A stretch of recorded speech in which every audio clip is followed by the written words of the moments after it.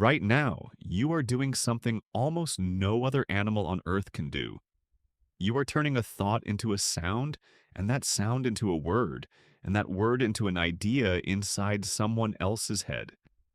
You do this hundreds of times a day without thinking about it. But the real answer to how you got this ability is far stranger than you think. It is not because your brain is bigger. It is not because you are smarter than a chimpanzee or a gorilla. It comes down to a single, tiny change in a single gene, buried inside your DNA, inherited from people who lived hundreds of thousands of years ago. Change two letters in that gene, and you would not be able to speak at all. Could two letters really separate you from every other animal alive? Let's go back, not to a campfire or a cave painting.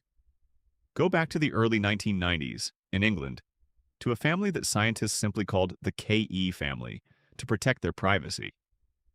Across three generations, about half the family had a strange and severe problem. They could understand language perfectly well, they knew exactly what they wanted to say. But producing the words was a battle. Their mouths and tongues would not cooperate with their minds. Speech came out broken, slow, and difficult to follow.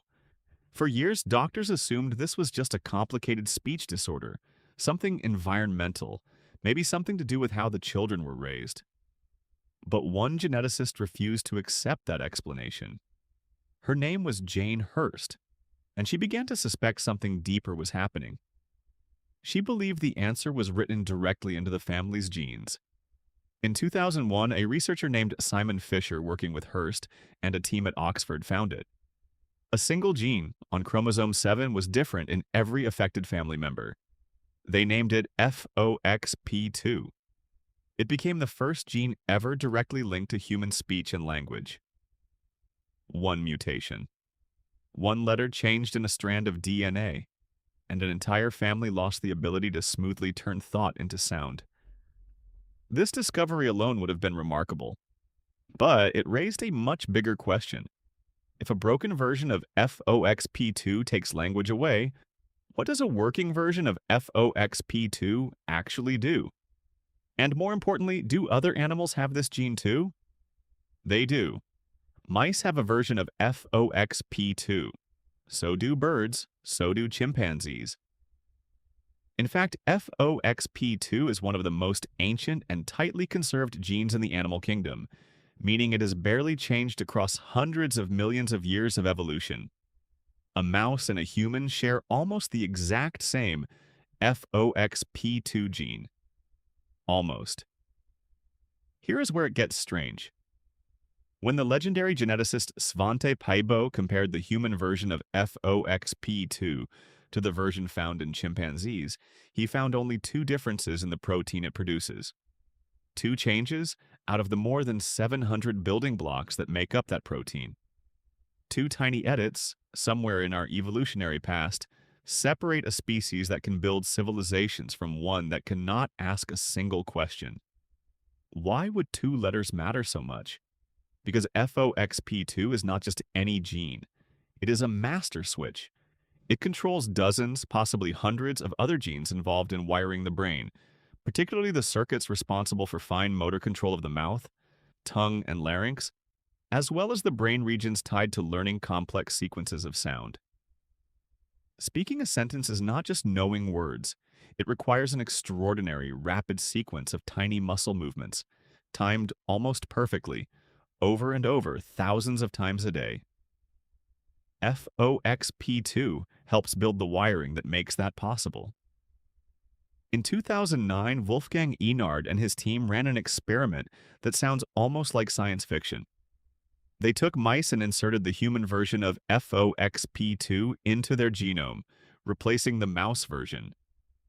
The mice were not suddenly speaking, but their brains changed in measurable ways. Neurons in certain regions developed longer connections. The mice's vocalizations, their ultrasonic squeaks, used to communicate with other mice, changed in subtle but real ways. A single human gene dropped into a mouse nudged its brain circuitry closer to ours. So when did humans get this version of FOXP2? For a while, scientists assumed it was recent, may be tied to the explosion of art, tools, and culture that shows up in the fossil record around 50,000 years ago. That would make language a very young human invention. Then came the twist nobody expected. When researchers extracted and sequenced DNA from Neanderthal fossils, they checked the FOXP2 gene. And Neanderthals had the same human version, the same two mutations. This meant the gene change was not new at all. It likely appeared in a common ancestor we shared with the Neanderthals, hundreds of thousands of years before modern humans existed, long before cities, long before farming, long before anything we would recognize as civilization. Does this mean Neanderthals could talk? Scientists are still divided, and the honest answer is tayanya, that having the right gene is necessary but not necessarily sufficient.